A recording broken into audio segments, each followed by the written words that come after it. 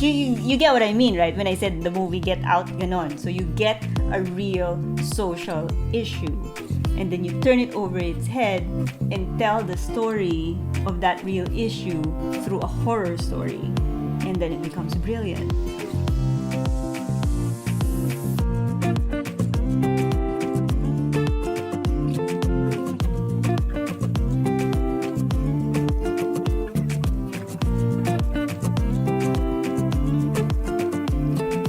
Hi guys, this is Paul Loves to Read, and this channel is all about spreading the love and joy of literature and reading. I hope our little channel helps you pick the right book for you, at least, right? And today we're going to talk about this book, Mexican Gothic, written by Silvia Moreno-Garcia, published in 2020. The author, Silvia Moreno-Garcia, is the same author who wrote Gods of Jade and Shadow, one of the books that I really enjoyed last year. And the reason why I got this book is partly because it is written by her, but also partly because this one had so much good reviews. And since I already like the author from her first book, I didn't hesitate and got this one as well. This is a fiction book. The book's genre is horror, surprisingly. It's horror set in, it's a period horror, haunted house, classic haunted house genre. And if you have seen the movie Crimson Peak, I think Tom Hiddleston is in that movie together with Jessica Chastain. I've seen that movie because I love those actors. And this book reminded me of that movie. Kasi yun nga, it's a classic haunted house feel with, with this ominous feeling in the house na parang, some elemental spirits, ganyan. So how's the book? So just a quick premise, okay?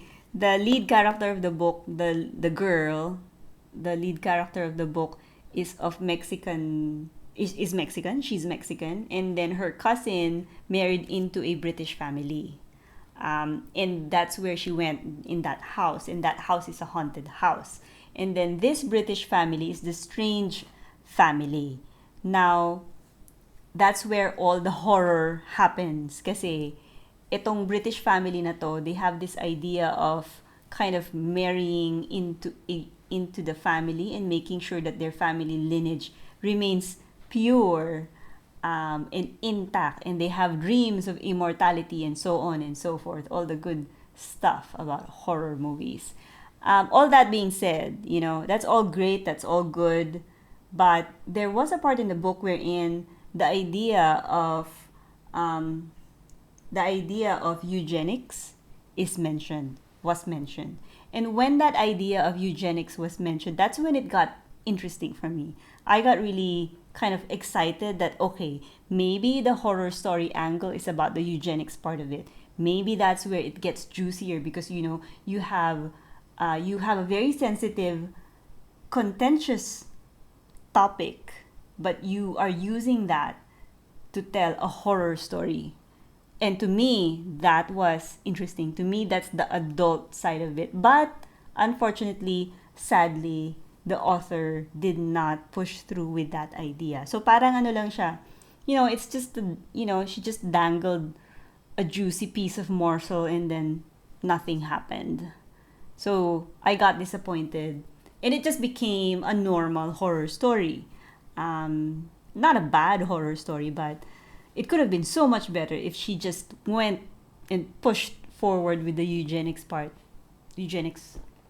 angle. Nabitin ako sa idea. The idea was short for me. Namatay na naman. Nabitin ako. It could have been better. It could have been better. It's okay. Nasayang yung potential. The potential, yes, yun nga. You got it right. It was a missed opportunity. I feel like it's a missed opportunity. The potential was there, but she didn't. I don't know why. That's another thing. That's another strange thing for me because you wouldn't mention it, right? I mean, the author would not mention it if that thought did not, it doesn't alam mo yun, if if she didn't think about it in the first place. I don't know what the publisher and the author was thinking into dropping that idea, and it, dropping that idea of eugenics. And if I remember correctly, the exact word eugenics was used in the book. So that was interesting to me. Na parang, okay, this is where we're going. This is the horror story that I'm waiting for with the eugenics angle. But no. So in my mind, I was thinking, if you're not going after the eugenics angle, then why did you mention it in the first place? What was the idea behind it? What was the publisher? What was the editor? What was the author thinking? So it was such a tease that it didn't push through. That or maybe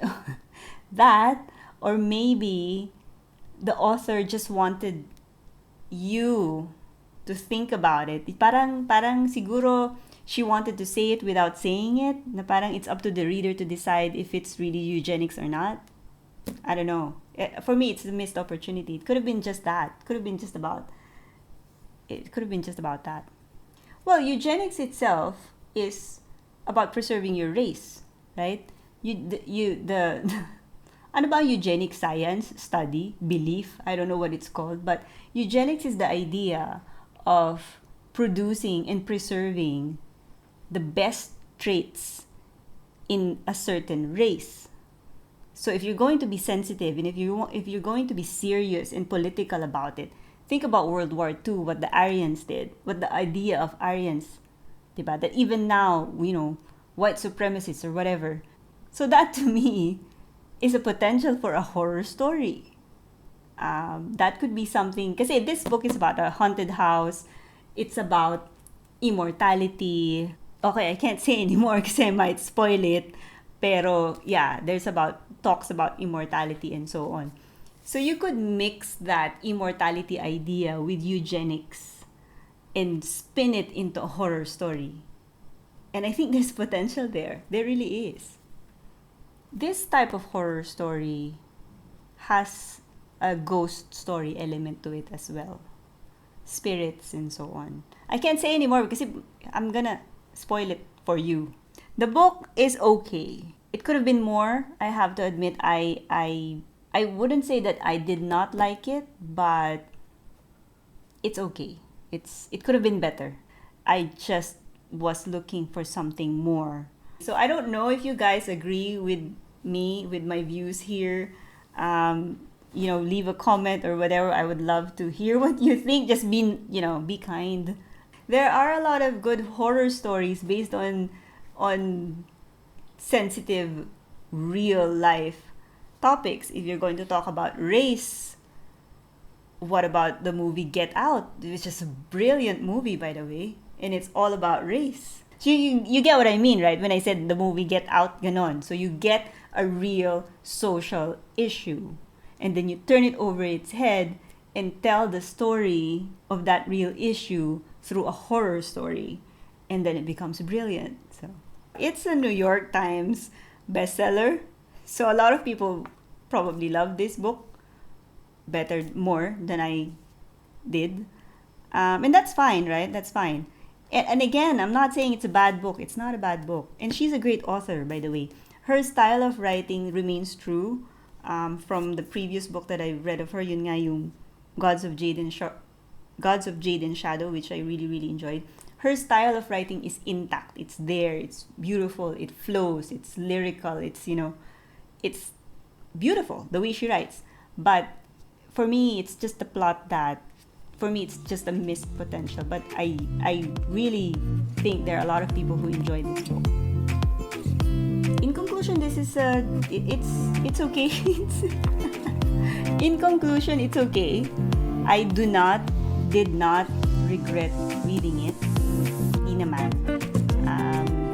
And when I read something that's a waste of time, I gladly, loudly say it. But this is not that. Okay, so I'm not trying to be nice. I'm just saying that it's an okay book. It could have been better.